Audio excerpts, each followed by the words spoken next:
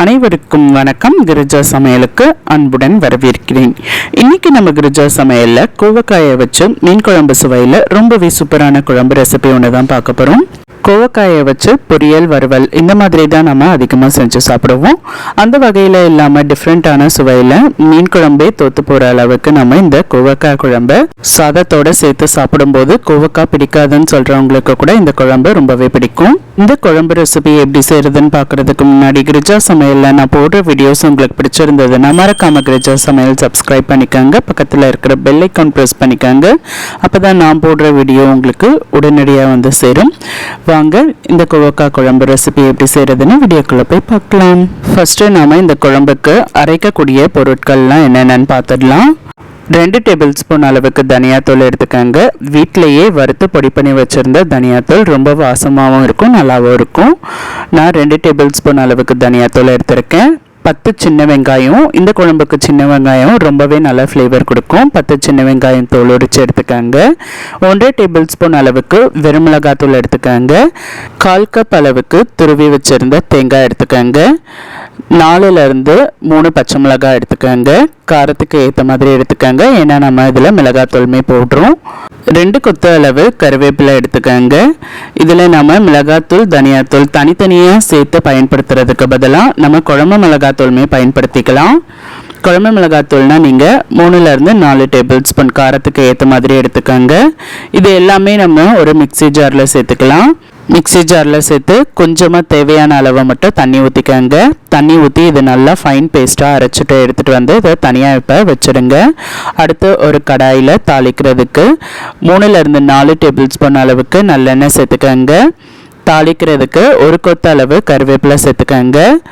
கருவேப்பிலை நல்லா பொரிஞ்சு வந்ததும் 10 மீடியம் சைஸ் சின்ன வெங்காயம் தோல் உரித்து அதை பாதியாக கட் பண்ணி சேர்த்துக்கோங்க.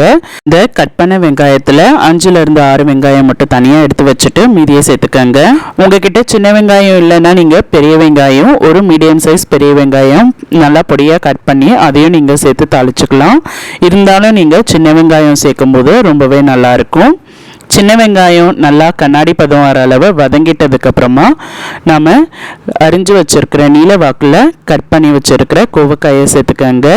இந்த மாதிரி நீளமாக கட் பண்ணி எடுத்துக்கோங்க. ஒரு கோவக்காயை 4 பாகமாக கட் பண்ணி எடுத்துக்கிறேன். ஒரு 10லேருந்து 15 கோவக்காய் தேவையான அளவை எடுத்து நீங்களும் கட் பண்ணி சேர்த்துக்கோங்க. சேர்த்து நல்லா இதை 5லேருந்து 6 நிமிஷம் மீடியம் ஃப்ளேம்லேயே வச்சு நல்லா வதக்கிக்கோங்க. கோவக்காயில் இயற்கையாகவே நீர்த்தன்மை இருக்குது. அந்த நீர்லாம் லைட்டாக வற்றி போகிற அளவு நம்ம வதக்கிக்கலாம். 5லேருந்து 6 நிமிஷம் மிதமான தீயிலே வச்சு வதக்கிக்கோங்க. நல்லா கோவக்காய் 5லேருந்து 6 நிமிஷம் வதக்கிட்டதுக்கப்புறமா 1 டேபிள் ஸ்பூன் அளவுக்கு மட்டும் இஞ்சி பூண்டு விழுது சேர்த்துக்கோங்க. அதிகமாக சேர்த்துற வேண்டாம். 1 டேபிள் ஸ்பூன் அளவுக்கு மட்டும் இஞ்சி பூண்டு விழுது சேர்த்துக்கோங்க. இஞ்சி பூண்டு விழுது சேர்த்து இஞ்சி பூண்டுடைய பச்சை ஸ்மெல்லாம் போகிற அளவு 2லேருந்து 3 நிமிஷம் நல்லா வதக்கிக்கோங்க. இந்த எண்ணெயிலேயே நல்லா வதக்கிக்கோங்க. நீங்கள் எண்ணெயை நல்லா தாராளமாக ஊற்றி நம்ம இந்த காய் இஞ்சி பூண்டு விழுதெல்லாம் வதக்கும் போது தான் இந்த பச்சை வாடையெல்லாம் போய் நல்லாயிருக்கும். இஞ்சி பூண்டு விழுதும் நல்லா வதங்கிட்டதுக்கப்புறமா 1/4 டீஸ்பூன் அளவுக்கு மட்டும் மஞ்சத்தூள் சேர்த்துக்கோங்க. கூடவே தேவையான அளவு கொஞ்சமாக கல்லுப்பு சேர்த்துக்கோங்க. கல்லுப்பு சேர்த்து இதை ஒரு முறை நல்லா கிளறி விட்டுருங்க.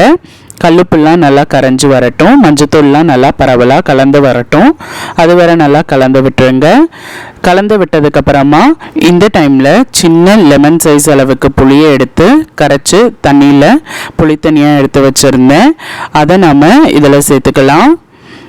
புளி தண்ணி கொஞ்சம் தளர்வாக இருக்கிற மாதிரியே, அதாவது கொஞ்சம் தண்ணியாக இருக்கிற மாதிரியே நீங்கள் பார்த்து சேர்த்துக்கோங்க. ஏன்னா ரொம்ப திக்காக இருந்ததுன்னா நம்ம ஏற்கனவே பேஸ்ட்டை ரெடி பண்ணியிருக்கோம், அதுவும் நல்லா திக்காக வந்துடும்.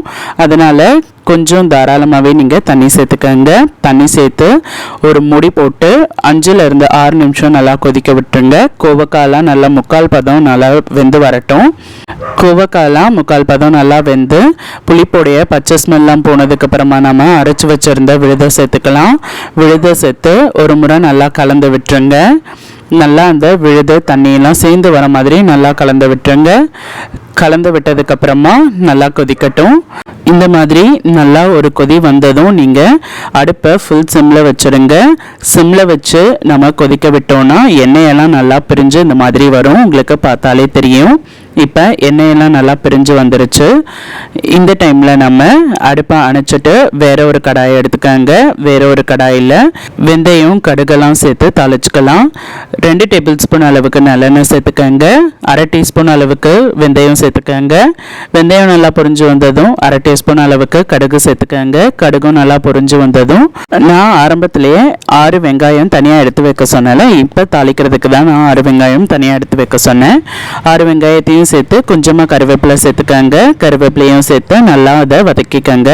ஒரு முறை நல்லா வதக்கி விட்டதுக்கப்புறமா நான் இன்னும் இந்த குழம்புக்கு நல்ல கலர் கொடுக்கறதுக்காக 1 டீஸ்பூன் அளவுக்கு மட்டும் காஷ்மீரி மிளகாத்தூள் சேர்த்து அடுப்பை அணைச்சிடுங்க. அடுப்பை அணைச்சிட்டு நம்ம இந்த தாளிப்பை இந்த குழம்புல திரும்ப சேர்த்துக்கலாம். திரும்ப சேர்த்துட்டு சிம்லையே வச்சுடுங்க.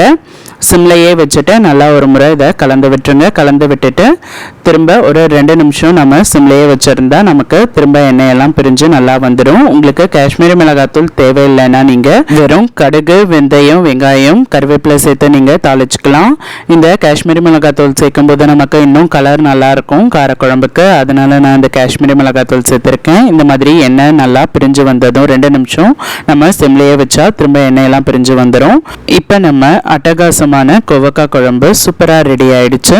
நல்லா சுட சுட சாப்பாடோட சுட சுட நம்ம கோவக்காய் குழம்பையும் சேர்த்துக்கலாம்.